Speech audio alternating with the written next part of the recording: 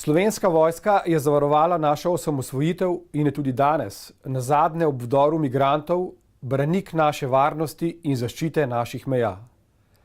Pomoč gasilcev in mnogih prostovoljcev v društvih širom Slovenije pa nam državljanom zagotavlja, da ob naravnih in drugih nesrečah nismo sami.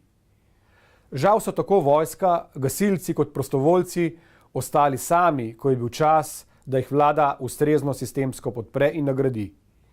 Vsem njim v Slovenski demokratski stranki zagotavljamo, da z novo vlado ne bodo več sami.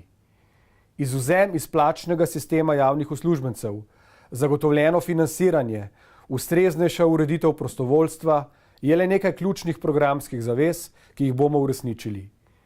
Zaradi narave njihovega dela in nesebične pomoči mnogokrat tvegajo lastna življenja, zato je prav, da njim in njihovim družinam poleg moralne podpore zagotovimo tudi boljše delovne pogoje, zaščito in materialni status.